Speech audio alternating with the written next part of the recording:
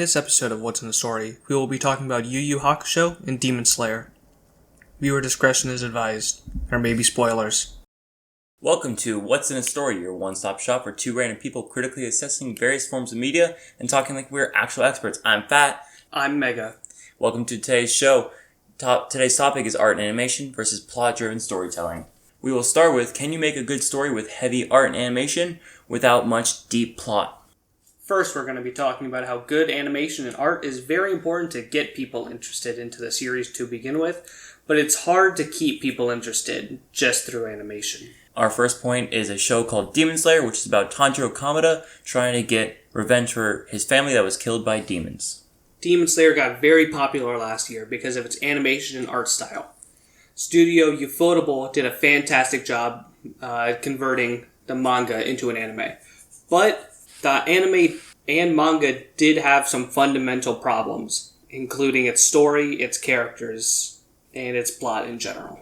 Like Mega stated, the animation and art are beautifully done. It is very fluent in how it animates all the fight scenes and sword animations, which can be hard to do in anime. It makes sure you are so drawn into how everything looks, which could be a cover for how bad the story is. It is. I personally... I guess both of us don't like it. But I really do not like Demon Slayer. I think it is bad. I cannot wait to get chastised by the 3 people who watch this.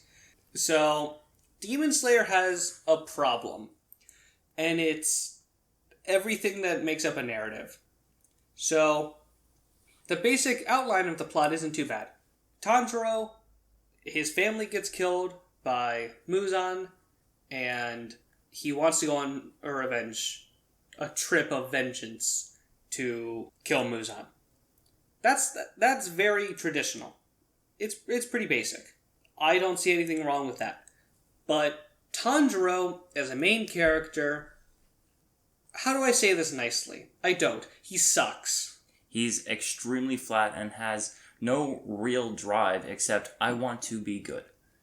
He is the paragon of good in a way that is not interesting. He's like classic Superman, except he doesn't have the immense power to give the whole world of cardboard speech. Tanjiro has no depth to his character. He is basically, I am a good person. I will empathize with anyone, but I will kill demons.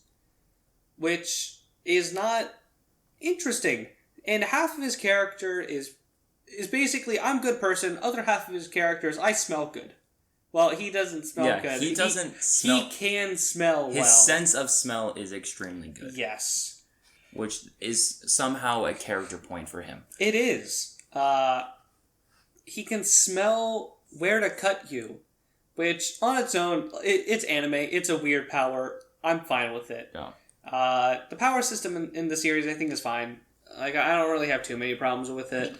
Yeah, I think the power system is done. It's not the most complex I've seen, or well done, but it works. But all of the training arcs suck, except for the very first one.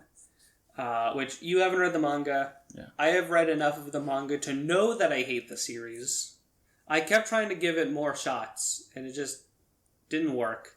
You've watched Mugen Train, yes. right? Yeah. I've read that part of the manga, so we can more or less discuss it. Yeah. The best part of the series is Rengoku. And Inosuke. Yeah. Mostly Inosuke. Inosuke, unfortunately, and this is kind of spoilers for the manga, but like not anything specific. Inosuke gets worse, and it's so sad because Inosuke really carries certain parts of the season 1. He is this chaotic character that just is rambunctious and crazy for fun because it's fun to watch and it's fun for him to do that. He doesn't need exact reasons behind every single thing he does. He just wants to do it because it's fun. I'm not going to spoil what happens to him in the manga for anyone who, wants to watch it. He mellows out, and his purpose sucks. Yeah. And then there's Zenitsu. Why do people like Zenitsu in general? People like Zenitsu. Yeah. I don't understand. He is a whiny crybaby, and there is no redeeming quality that he has, and he's the only character that gets better. Yeah. The only character. He constantly is just crying about every little thing. And there's characters like that in masterpieces like One Piece. We have Shirahoshi. Shirahoshi cries a lot. Yeah. But her character arc is specifically about overcoming that. And while that's kind of Zenitsu's arc too, it's not the same because he's always annoying. And Shirahoshi is like one of the worst characters in One Piece, if you ask me, which isn't saying a lot because every character in One Piece is fantastic. But it's like, crybaby characters are fine to have, but he cries so much that he literally passes out. And that is the only time when he gets cool scenes. And he has probably one of the coolest sword styles in Demon Slayer, but he never uses it unless he's passed out. It is not interesting. Also, the plots are basic and are extraordinarily repetitive. Even if you look at just the two latter arcs of season 1, where it's the scene where the arc where they meet Zenitsu and Inosuke, with the demon that has all the drums on him, and the one in the forest. While the fight against Rui, I think it's Rui, is fantastically beautiful. Because Demon Slayer exceptionally excels at its animation and art.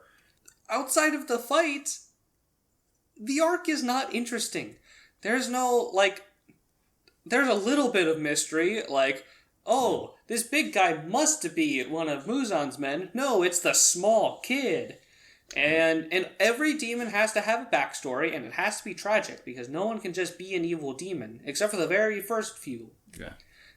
And that can be done well, but it's not okay to reuse the same plot point over and over again. And they do. They constantly reuse it over and over. They do. And the reason why Mugen Train is the only part that I really like is because there are actual consequences to actions. Yeah. We had a spoiler message at the beginning of this. Rengoku dies. Yeah, he straight up dies. And I think that's good for the series and bad, because Rengoku was amazing. And probably one of the strongest characters. And we see, if you're not strong enough, you will die. Yeah, and I think that's very good for the series. And Mugen Train in general is fairly interesting.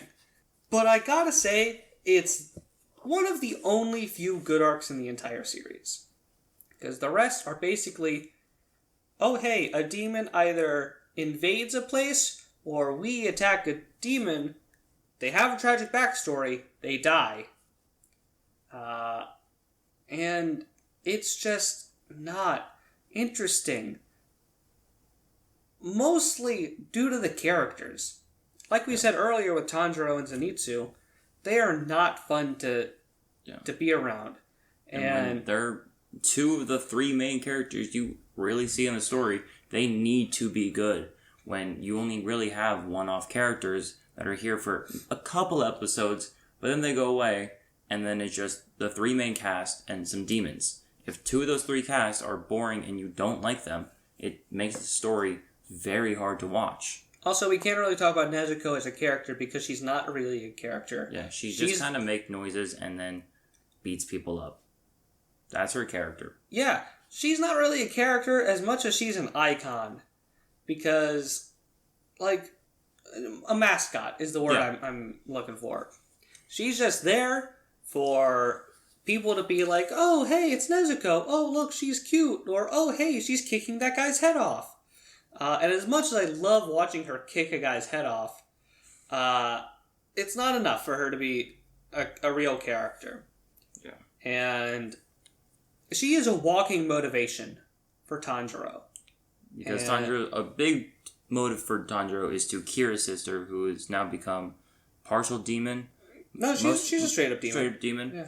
Yeah. So he's working on finding a cure for her, and that's really his main motive right now. That's it. Also, that you randomly stumble upon a person who can actually do that, Within the first season? Yeah. And it's like, oh yeah, you just have to, gather blood from all of Muzan's top guys. That makes sense. Yeah, that's all they need to do. Which is not a great complex story. It's very simple. And here's the thing, you don't need a complex story if it's a competently told story. But everything is just kind of slapped together and we're supposed to accept it. Like, things just happen. And there's no reason for half of it to happen. And it's just hard to watch.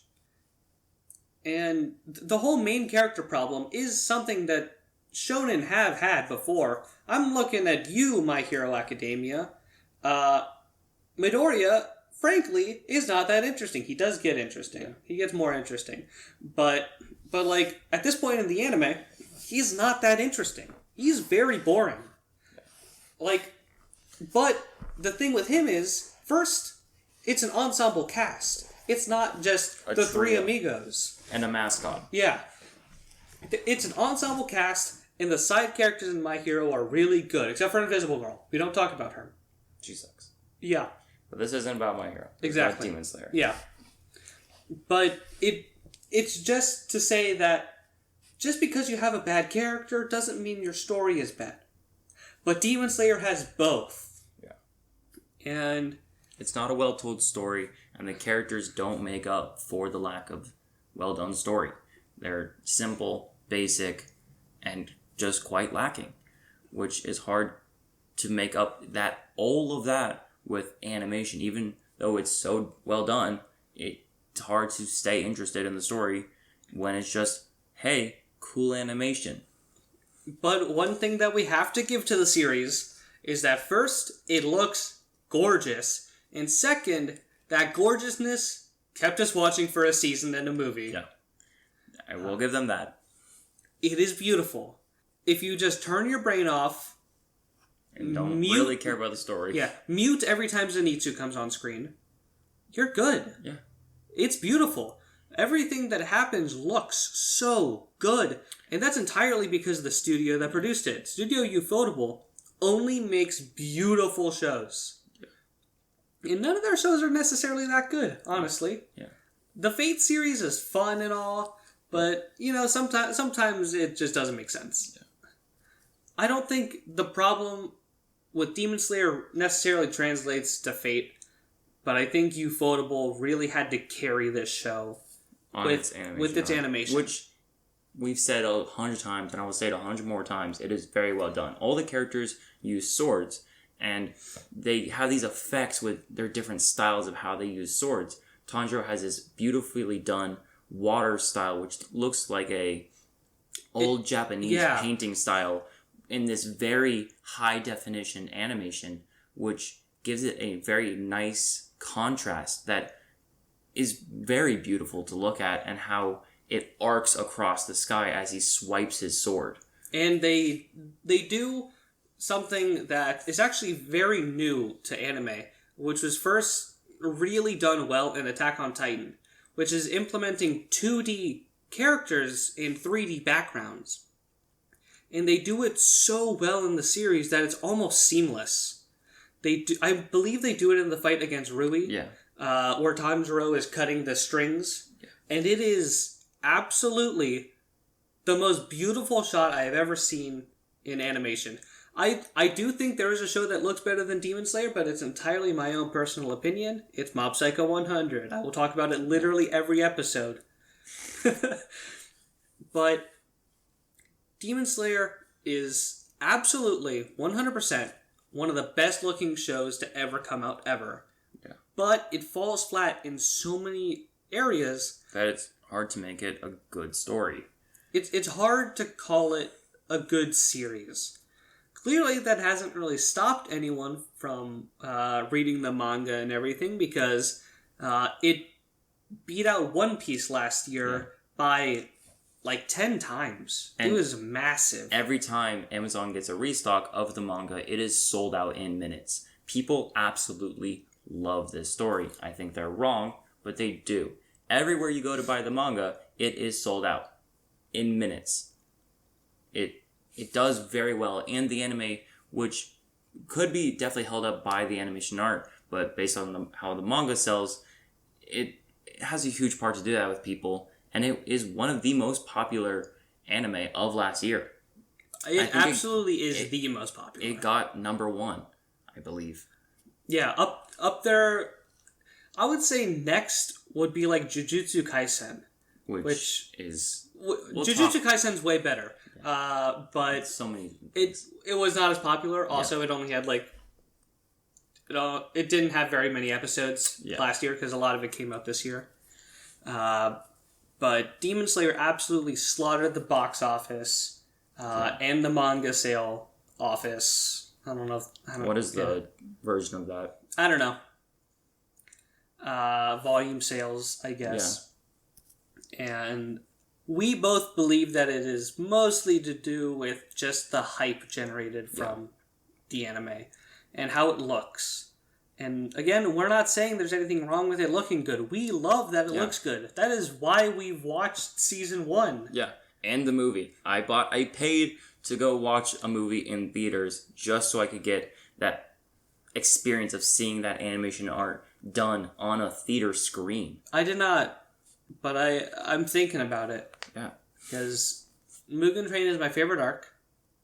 I will go see with you again because the art is so good. Okay, we will talk about that later. All right. After the recording. And that is pretty much all we have to talk about Demon Slayer. Yeah. So next up, we're going to be talking about Yu Yu Hakusho. One of our favorite shows. Yeah, we are definitely not biased, I swear. And a message from our sponsor.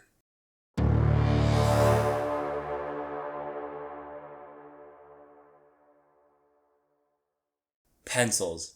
Have you ever wanted to write something but went, shucks, I can't write something because I don't have something to write with? Now, pencils. They've been around for, I don't know, an amount of time, so you should probably know what these are, but they're great for writing things. You can write mean messages to bullies, nice messages to friends and loved ones, silly messages like this. Who knows what? The possibilities are endless. You could write Shakespearean plays. Who knows? Whatever. Pencils. Use them. Write with them. Thank you, pencils, and no, you did not write this down.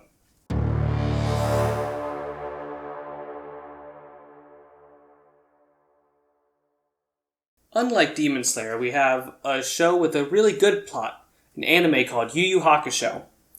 Basically, it is about a delinquent named Yusuke Urameshi, as he, in the first episode, proceeds to get killed, and then become the spirit detective, and go on wacky hijinks that involve saving the world and shooting things out of his fingers. While the animation leaves a lot to be desired, the plot is very engaging and the characters have good depth and are very interesting. While the story is phenomenally done, the animation has a lot to desire, as it was done in 1992, so it does not stand up to today's standards at all, like Demon Slayer does. Absolutely not. Yu Yu Hakusho has a lot of things going for it. Its animation is not it. Frankly, it's not as bad as a lot of shows back then were, but it is hard to compare to shows nowadays. It's like going back to an old video game. Like, have you ever played Final Fantasy VII? No. You haven't. It's a fantastic game, but it does not look that pretty anymore. Yeah. And honestly, it doesn't really hurt the series at all. Like, no, it definitely does not. The only place where it actually hurts the series at all is fight scenes. But the fight scenes still have a lot of energy behind them. And it is still very well done, actually. The characters are done very well. The story still is up very high in my standards. The anime is number 3 in my anime collection of like favorites, even though the animation isn't too good. I know what you mean. Yeah. So Yu Yu Hakusho starts off very interestingly with our main character, who is very apparently a delinquent, who's kind of a jerk. By kind of a jerk, I mean definitely very much a jerk. And he sees a little kid running out into the street, after a ball and a car speeding towards him. So what does this delinquent do? Obviously, he jumps in front of the car. And I will never forget the words, "And Yusuke Urameshi is dead," in episode 1. It's an interesting experience, and automatically more interesting than anything Demon Slayer has. At no moment in Demon Slayer was I like, oh, whoa. But first episode of Yu Yu Hakusho, immediately, oh, whoa. Thank you for that descriptive interpretation of how you would react. It is how I reacted. That's true. And the first arc is very interesting because basically he died earlier than anyone in Spirit World expected. Yeah. Not detective. That's what he becomes. Yeah. And they give him another shot at life if he can complete a specific trial. Basically, at a certain point in the day, like at midnight, I believe, he has to get someone who actually cares for him to kiss him. Yeah, like a Cinderella. Not Cinderella. Sleeping Beauty. Sleeping Beauty. Yeah. We know fairy tales. Like a reverse Sleeping Beauty. Yeah. And here's the main problem. No one liked Yusuke. No. Except for his mother, Keigo. Who still didn't. Like, she did, but she did not show it very well. She cried and drank too much. That was the main problem. And the first episode really shows character. Like, we learn so much about Yusuke as a character and all of his flaws. Because he is a kind person, but he has anger issues. And severe anger issues, yes. And he has this idea of himself that makes him want to fight anyone who opposes him. And it's quite interesting to see how that side of him kind of evolves and like how he begins to open up to people. Specifically, Keigo and Kuwabara. Kuwabara's relationship with Yusuke is very interesting. Complicated is the relationship. It is significantly more in-depth than any relationship in Demon Slayer, by a lot. I would describe the relationship as a brotherly relationship, where they care about each other, but they definitely make fun of each other, mess with each other, and fight each other. A lot. For fun. Yeah. Which is a very brotherly type relationship, which we do not see at all of any sort of depth like that in Demon Slayer. We get to see all of these characters as people, unlike Demon Slayer, where they're just characters. They are characters who have motivations and sometimes have flaws, but Togashi, who's the creator of Yu Yu Hakusho, goes very in-depth to make us actually relate to these characters in ways that most shows just don't anymore. Because we get to see into their personal lives and their family lives. Yeah. And we get to understand why they became the way they are. Like Yusuke's mother definitely had a lot of influence on his character because he had to become very independent because she would go off and drink and not come home for long periods of time. He had to take care of her. Yeah. But he also got really overprotective, and that's why he would lash out when people went after Keigo or even Kuwabara. If someone messed with Kuwabara, he would save Kuwabara and then punch him. Yeah. He would punch the people who fought Kuwabara and then punch Kuwabara because don't be dumb and get yourself in those fights. Yeah. And so far, we have only talked about, like, the first 15 episodes, if that. And the story grows so much more than that. Absolutely. The stakes and the scales evolve so much. And even with... so the first major saga involves Yusuke going up against the Toguro brothers, specifically the younger Toguro, who is a super strong demon who wants to destroy the world, which isn't actually what he wants, but that's kind of the guise he gives off at the beginning. And it's really interesting to see how that plot, where it is basically just, hey, there's a big bad villain, guess I gotta beat up said big bad villain, evolves into the next arc with Shinobu Shinsui. Yes. I believe that was his name. Yes.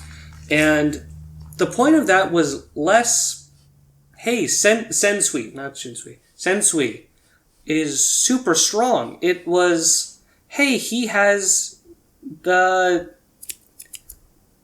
tape, the chapter black tape, which was a compilation of every deplorable and inhumane thing that humanity has done, and it turns people on their own species, and that was a completely different set of stakes. Yeah.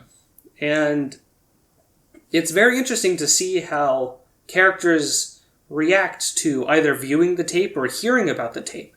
Because even Kurama and Hiei, who at this point are like fully fledged good guys, more or less, they are part of the main cast. Were both demons and did not start out good. No. Yusuke had to fight very hard to make them. Kurama kind of started off as sympathetic, but not necessarily... good guy. Yeah, on their side at least. Whereas Hiei started very bad and just wanted to take over the world, but we got to see Yusuke's character show and using it and his strength and what he's learned to beat Hiei and show him, hey, you should be a good guy. It's pretty great over here. In which he proceeded, fine, but it's only because I want to fight you, really showing his inner Vegeta. Yeah. And that's actually a good thing to transition into, that Yu Yu Hakusho has influenced so much of pop culture nowadays, mostly other anime. Yeah. But if you ever look at characters like Sasuke, who is super important in Naruto and is one of the most popular anime characters of all time, he was based on a mixture between Hiei and Kurapika from Hunter x Hunter, but Kurapika also was made by the same person, and it was kind of influenced on the role of Kurama. So, indirectly influenced by Kurama. And it shows that this series holds up. Yeah. It still is being influencing things, even though on the surface, with its animation and art just not really having much to it, looks pretty old and basic. The plot is so good and the characters are so well done that animes today are still being influenced by this show and what the creator made. Yeah, because instead of focusing on, hey, what's the best looking series we can make, Togashi, who in general actually isn't even that good of an artist. If you look at the manga, it's not done very well. Like, the art is, or not the art, the story is done very well. The art is not great. We are probably not the right we are probably not the right people to judge this. Neither of us are good at art, but like relative to other series, it does not look as good. But it doesn't really matter when he can create such a fantastic story and characters. And Yu Yu Hakusho shows off how well all of its characters are written constantly by putting them in situations that, like, you really need to understand how these people work in order to understand how they would go through this situation. Because the Chapter Black tape, on its own, raises so many questions. And, like, how would people react to that? Yeah. Yusuke never sees it, but he understands that people are bad. But he chooses to look at what they've done right, or just all the rogues and good things. And And sometimes he doesn't even necessarily care about what they did. It's how they respond to that bad and how people grow and change. Because Yusuke is a character who was not that good of a person at the beginning of the series. And he evolves, he changes. He completely understands that people start out bad because of their upbringings or different circumstances they were in, but can change and grow into be this good person. And he wants to give that chance that he was given to everyone he meets. Even the Toguro brothers, he tries to make them better and good. He doesn't want to fight them and kill them, but they don't really allow him to do that.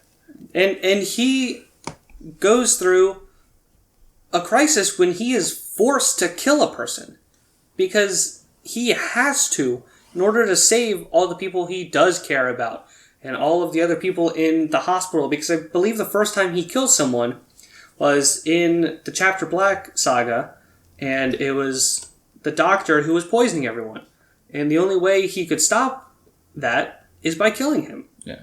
And he really has to force himself to do that. Because he doesn't want to. He's not a bad person. But Yusuke also has the will to do what is required.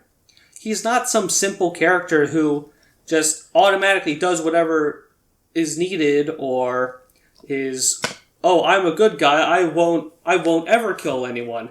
While there are good characters who have that role, Batman, usually that comes from a personal creed instead of what Tanjiro is, which is just, oh hey, I'm a good person. That's my character. Yeah. I want to save people, but I will kill them. And you can kind of compare Tanjiro and Yusuke in that very way, where they want to help people and save people, but will kill them if needed. But Yusuke is done so much better, and we learn why he's like this, and all these different factors that make Yusuke who Yusuke is. Where Tanjiro just kind of starts off as this character where that Yusuke reaches, but Tanjiro just starts there. We don't see all the things that made him like that. Well, Tanjiro also doesn't have the depth behind his actions that Yusuke has. And it's not necessarily that Tanjiro is in a further position than Yusuke is. They're just very different. Though their actions kind of have a similar ring to it, where Tanjiro feels bad for the demons that he kills, but he also recognizes that they're demons and they're hurting people, which is something that Yusuke kind of does too. But the main problem with Tanjiro is that there's not necessarily a reason why he kills people, but they're demons. That's why he does it. He thinks demons are evil. Not all necessarily, because obviously Nezuko, but Tanjiro thinks it is the right thing to do instead of what he needs to do. While Yusuke views killing people as an absolute last resort, and he needs to.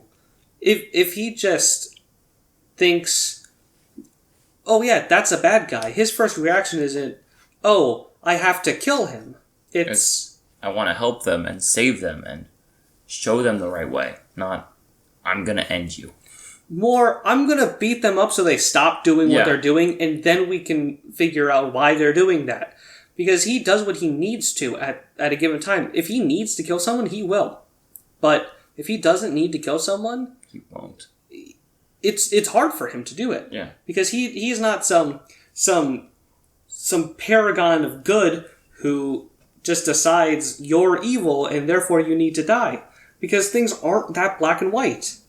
So Yusuke's depth alone makes him a way better character than Tanjiro. Yeah. Also, his personality is a lot more interesting, but that is definitely more subjective. But I'm right. And Yu Yu Hakusho covers every aspect of anime that you could possibly think of in a better way than Demon Slayer does. Yeah. Except for the animation part. And a lot of that has to do with the time it was made, but it also has something to do with just the kind of show it is. Because if you look at something like One Piece, I'm not going to go too much into it, but One Piece is a fantastic series that has not a fantastic anime. Yeah. The newest arc's pretty decent in the anime, though they totally messed up Luffy versus Kaido, which I will be always more mad about than other people. But even shows like that, which is a lot more applicable to Yu Yu Hakusho's like genre, they still don't have very good animation. Yeah. And it's because the studios invest so much time into making them like long running and hey, how can we plot driven and well, mostly it's how can we make this and make the money off of it while working on smaller things and try and milk as much money out of that as possible. And I think that's a bad practice, honestly. But it really doesn't make that big of a difference when you're a series as good as Yu Yu Hakusho. Yeah. And at least they didn't add a bunch of filler and all that stuff, which would horribly mess up the series. But the animation itself may have been really good in 1992. It's not 1992. Yeah. We didn't watch it in 1992, obviously, because we weren't alive. And it wasn't even our first anime we watched. We had watched several other things before, so we had lots to compare it to, and the animation just isn't as good. But that doesn't change the fact that we love the series so much because of everything else it does right. It doesn't need some big flashy animation. It has really good looking scenes. It does. And there are big scenes where it tries to be flashy, but they aren't as impressive as if Demon Slayer had done it. Because it just doesn't hold up quite the same. But it still has such an impact on the characters and the plot that you really care about every single moment. Yeah, and this isn't a discussion on new school versus old school. It really is animation versus storytelling. And a show, while it is a visual medium, it can't just look pretty. It needs to have some kind of substance behind it in order to really become something special. And Yu Yu Hakusho did that. Demon Slayer has not. Yeah. Maybe Ufotable improves upon the manga. Maybe it does. But I think they have a lot more work ahead of them if they want to make Demon Slayer good. So that is our thoughts on the matter of animation versus plot-driven storytelling. Yeah. Thank you for watching. We will see you in the next episode of What's in a Story, where we're going to be talking about main characters. Bye-bye. Bye.